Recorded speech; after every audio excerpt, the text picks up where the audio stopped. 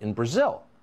According to official tallies, a convicted criminal and avowed socialist called Lula da Silva beat the incumbent president of Brazil, Jair Bolsonaro, by a narrow margin this weekend. And yet millions of Brazilians, millions, don't believe that's what actually happened. Bolsonaro himself has not conceded. There are protests all over Brazil right now. You're seeing some of them on your screen right now. There are questions about whether all the ballots have been counted, why so many were thrown out, millions, and whether election laws were violated in the process. So we can't render judgment on those questions, but if you care about democracy, if you think the process is essential, then you would look into those allegations. Anything less is not democracy. And yet what's interesting, and maybe a point of concern for the rest of us here in the U.S., is that you are no longer allowed to ask questions about this election in Brazil. And you're not allowed because the Biden administration doesn't want you to. That's true.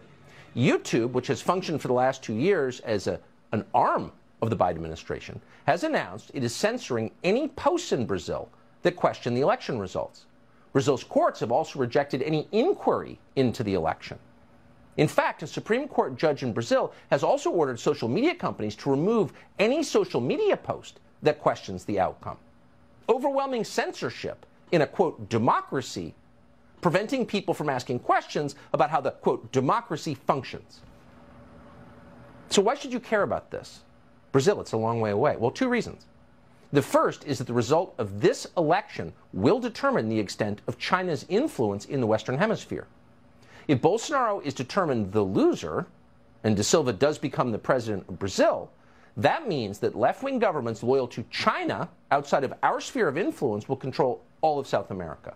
Brazil was the last holdout, also the biggest and most significant country in South America. Bolsonaro alone in South America stood in the way of total Chinese hegemony there. It's our hemisphere. It matters. But the second reason you should be paying attention to this is that the crackdown on free speech in the wake of Brazil's contested election is a result of policies from our country.